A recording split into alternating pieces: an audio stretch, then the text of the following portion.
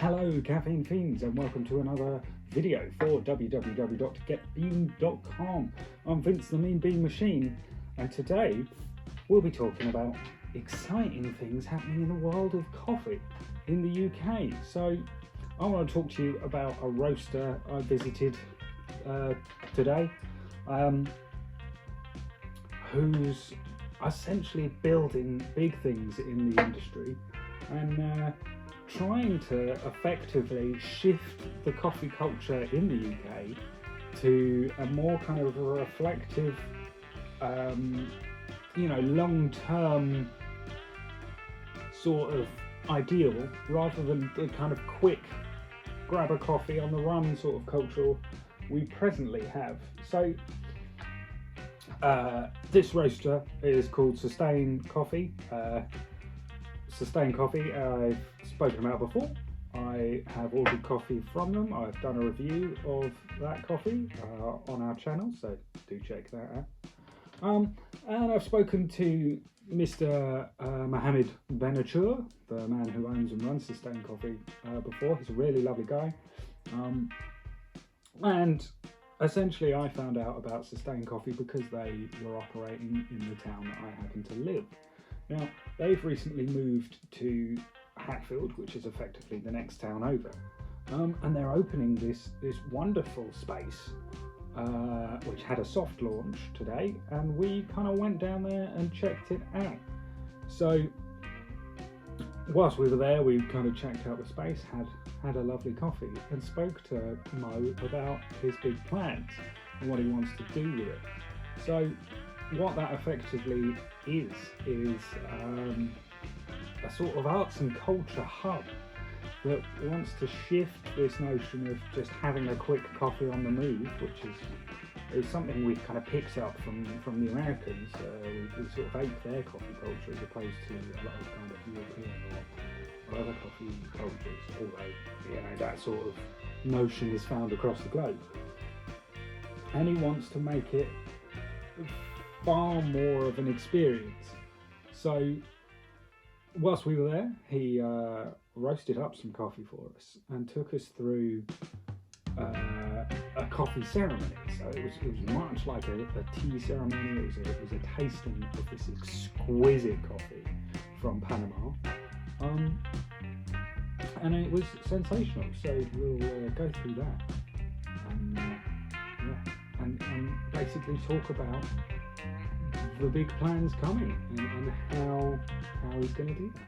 So let's talk about the space first. So it's this lovely little spot in Hatfield, which is out in Hertfordshire. It's really easy to get to from London. It's like a 20-minute commute on the train, and the space is right by that train station.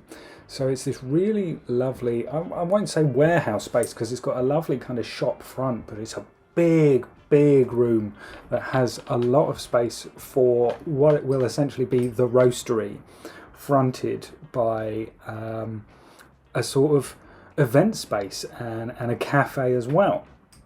So the space is not going to be like your standard cafe.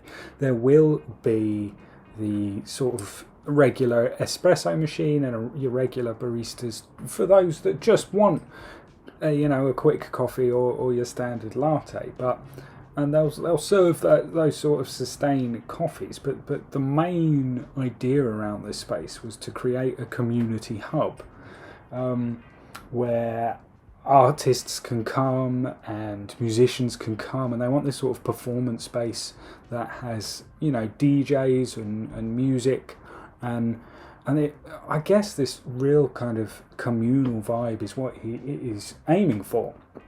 And I really like it because I'm not a drinker. So spaces where you can hang out and go to like events which aren't bars is something that really appeals to me. So this space is firstly, it's in a lovely little area in kind of Old Town Hatfield. So it's in a place called Salisbury Square that is being developed at the moment. So next door is just kind of opened up as a kind of a CrossFit studio. There's a lot of kind of independent boutique-y shops moving in. and it's got this nice grassy area just out the front. This nice little, I guess, like a public garden almost. And in the summer, that's going to be absolutely glorious. At the moment, there's still a lot of work going on, but it looks fantastic already. So the space is going to be based there, and you're going to have this community hub.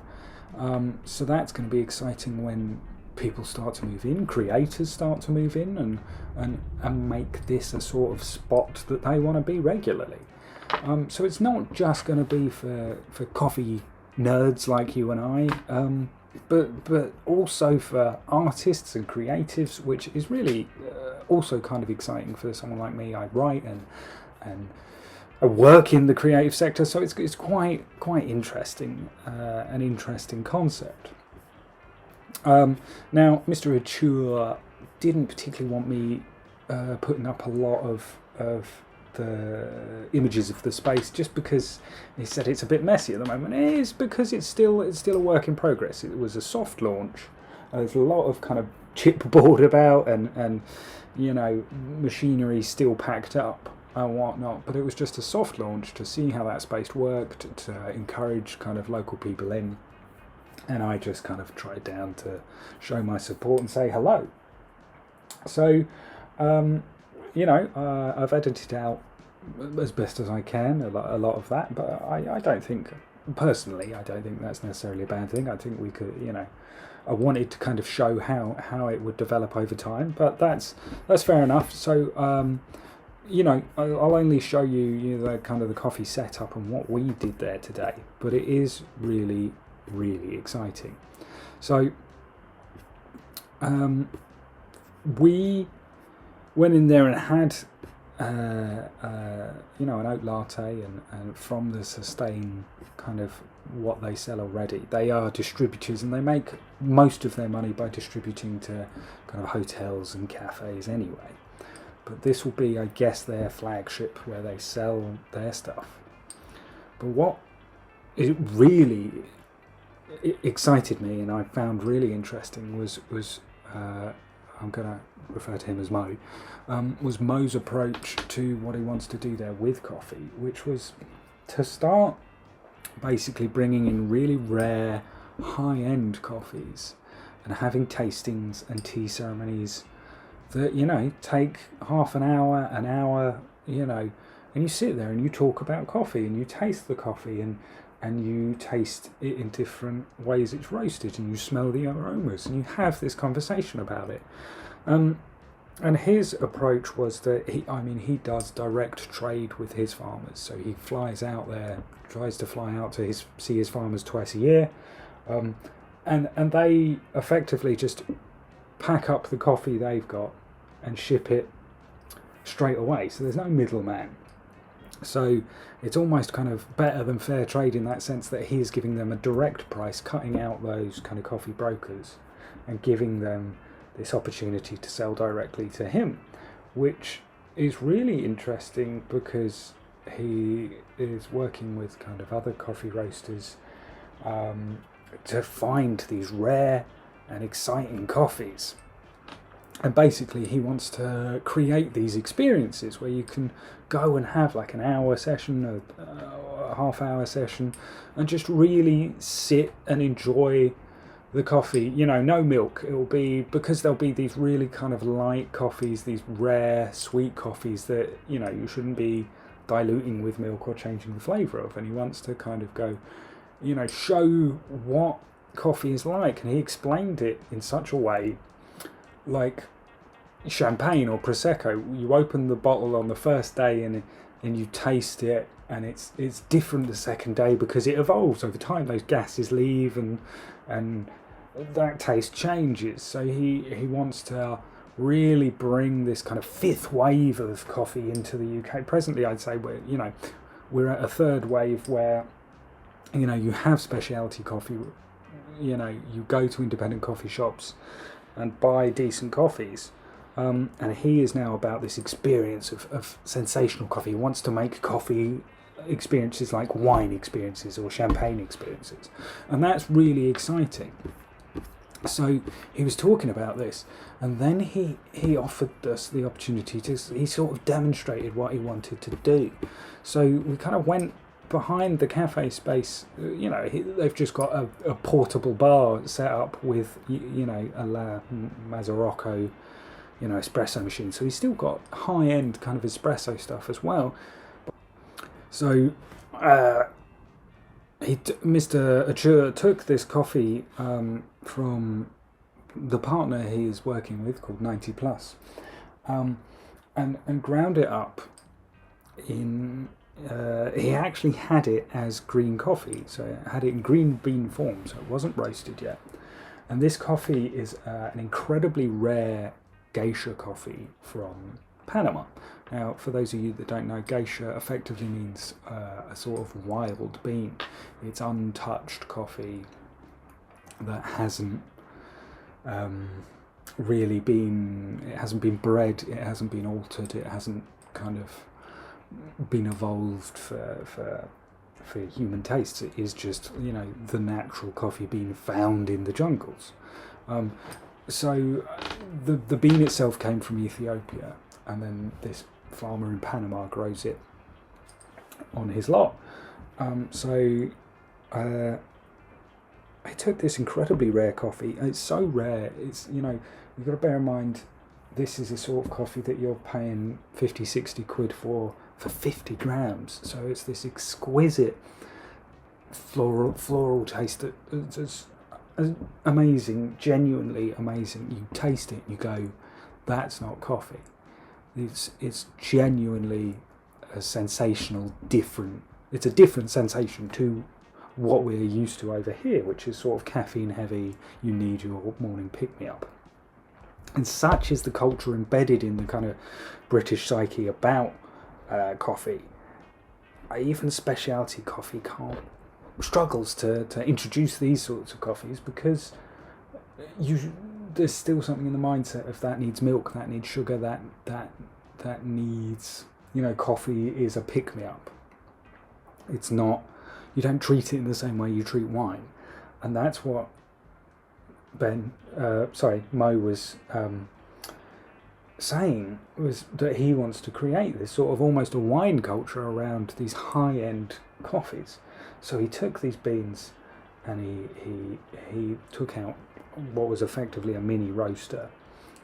It's like a little tabletop roaster. I mean, there is a big kind of roasting machine out back, and they will be doing their roasting for kind of distribution that they sell in the shop. So it's going to smell fantastic there when it's all set up. But yeah, he took this kind of mini tabletop roaster, which I was really impressed with, actually. Just nerding out over the tech. And roasted some of these beans, and the smell, it had this really warm and nutty, almost cinnamony smell. It was fantastic. And you smell it, it's green and fresh, and it's got, kind of a planty smell, and you kind of go, yeah. And then he roasted it ever so lightly, and it had this fantastic warm nutty smell, and I can't really describe it, but it was, it almost kind of spiced. So he then put it through kind of, he's obviously got the big sort of, I won't say industrial, that does it a disservice, but this big grinder that you can set to kind of almost any kind of, you can choose exactly how fine you want it. And he ground it for, a pour over coffee. And he took this coffee and basically walked. There's 4 or 5 of us there at the time, and walked us through each step that he was doing, and effectively presenting us with this coffee and how it had been roasted, how it had been grown, and then he produced this beautiful pour over where he made sure he was walking us through the process of making sure the entirety of the coffee is covered in water, that none of the water flow can circumvent any coffee, so it touches coffee all the way down to bring out all the flavours, if you see what I mean. Making sure he gets a nice even brew. And then he gave us these little tasting cups, and it was such a floral, jasmine-y taste. And it was like jasmine and marzipan and vanilla all in one. So it was this really kind of fantastic, different sensation that you got from coffee, and it was almost, to me, like herbal tea over coffee. And it was really, really bizarre to have this fantastic floral, sugary, cane sugar, all at once, kind of exploding on the tongue.